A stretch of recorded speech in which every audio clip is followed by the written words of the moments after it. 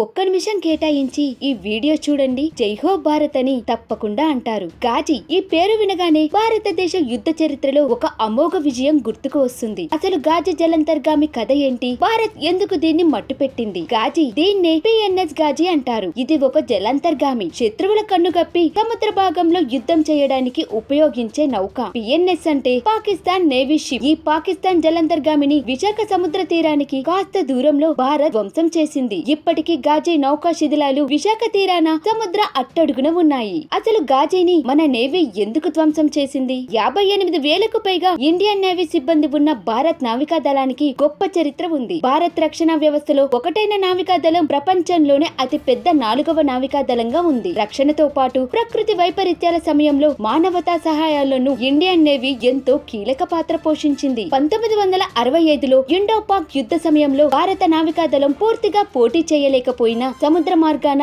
రక్షణ కవచంలో కీలక పాత్ర పోషించింది. 1971వ సంవత్సరంలో జరిగిన భారత్ పాక్ యుద్ధంలో విశిష్టమైన పాత్రను పోషించింది. భారత్ ని ఎదురుగా ఢీకొట్టే ధైర్యం లేక దొంగ దెబ్బ తీయాలని కుట్రలు పన్నింది పాకిస్తాన్. అమెరికా నుంచి 4 ఏళ్లు లీజుకు తీసుకున్న శక్తివంతమైన జలంతర్గామిని భారత్ పైకు ఉపయోగించేందుకు ప్రణాళికలు సిద్ధం చేసుకుంది. భారత్ కు చెందిన అతిపెద్ద ఐఎన్ఎస్ విక్రాంత్ యుద్ధ నౌకను ధ్వంసం చేయాలని నిర్ణయించుకుంది. విక్రాంత్ ను ధ్వంసం చేసి భారత్ ను కోలుకోలేని దెబ్బ కొట్టాలని అనుకుంది. ఇండో పాక్ వార్ సమయంలో భారత్ పై సముద్ర మార్గం ద్వారా దాడి చేసి భారీగా నష్టం చేకూర్చేలా ఈస్ట్ పాకిస్తాన్ లో కొన్ని ఏర్పాట్లు చేసుకున్నట్లు భారత్ కు ఇంటెలిజెన్స్ రిపోర్టు వచ్చింది. ఈ కుట్రలో భాగంగా పిఎన్ఎస్ గాజీని బరిలోకి దింపుతున్నారని తెలిసింది. అదే గనుక జరిగితే భారత్ నేవీకి భారీ నష్టం తప్పదని గ్రహించిన నేవీ ఐఎన్ఎస్ విక్రాంత్ ను సేఫ్ జోన్ అయిన మద్రాస్ కు పంపించింది. పిఎన్ఎస్ గాజీకి పాకిస్తాన్ దేశంలో అత్యాధునిక జలంతర్గామిగా పేరుంది. గాజీ కమాండర్లు ఐఎన్ఎస్ విక్రాంత్ కోసం వేట మొదలు పెట్టారు. మద్రాస్ పోర్టులో మెయింటెనెన్స్ పూర్తి చేసుకున్న విక్రాంత్ తిరిగి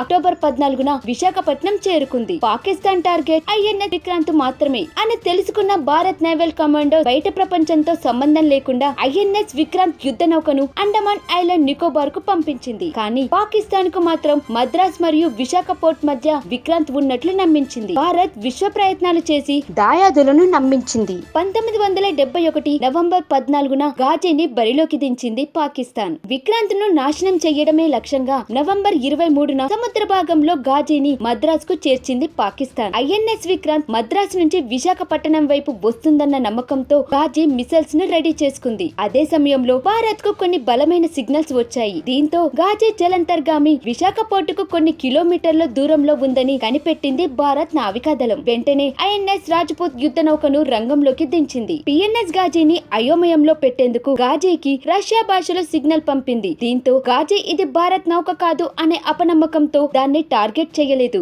ఆ తరువాత గాజీకి కొన్ని మైళ్ళ దూరం వెళ్లి బలమైన సిగ్నల్స్ ని పంపడం మొదలుపెట్టింది మన ఐఎన్ఎస్ రాజ్పుత్. దీంతో గాజీ ఏదో పెద్ద షిప్ కొంత దూరంలో ఉందని, అది ఐఎన్ఎస్ విక్రాంత్ అయ్యుంటుందని మిసైల్స్ ను వదిలింది. ఈలోపు భారత నేవీ ఒక ఎయిర్ క్రాఫ్ట్ నుంచి పిఎన్ఎస్ గాజీ సిగ్నల్ పంపుతున్న వైపు 2 మిసైల్స్ ను వదిలింది. ఆ తర్వాత రాజ్పుత్ కు గాజీ నుంచి ఎటువంటి సిగ్నల్స్ రాలేదు. పైగా సముద్ర గర్భంలో భారీ పేలుడు సంభవించింది. దీంతో గాజీ ధ్వంసమై సముద్ర గర్భంలోకి చేరిందని భారత్ నేవీ అర్థం చేసుకుంది. డిసెంబర్ 4, 1971లో గాజీ ధ్వంసమయ్యింది. ఈ జలంతర్గామిలో 92 మంది పాక్ నేవీ సిబ్బంది ఉన్నట్టు తెలిసింది. ఇది భారత్ నేవీ సాధించిన అద్భుతమైన విజయంగా చెప్పుకుంటారు. జై భారత్, జై హింద్. గాజీ పేరుతో తెలుగులో ఒక సినిమా కూడా వచ్చింది. యువ దర్శకుడు సంకల్ప్ రెడ్డి అత్యంత అద్భుతంగా ఈ సినిమాను తెరకెక్కించాడు. గాజీ యుద్ధాన్ని కళ్లకు కట్టినట్టుగా చూపించాడు. ఈ చిత్రం చూసినంతసేపు గాజీ యుద్ధానికి ఇంత ప్రాచుర్యం ఉందా అనిపించేలా, ప్రతి సన్నివేశం రోమాలు నిక్కపడుచుకునేలా చిత్రీకరించాడు సంకల్ప్ రెడ్డి. గాజీ దాడి నుంచి ఇండియన్ నేవీ తప్పించుకునే ప్రయత్నాలు జై భారత్ అనే నినాదం చేసేలా ఉన్నాయి. చివరికి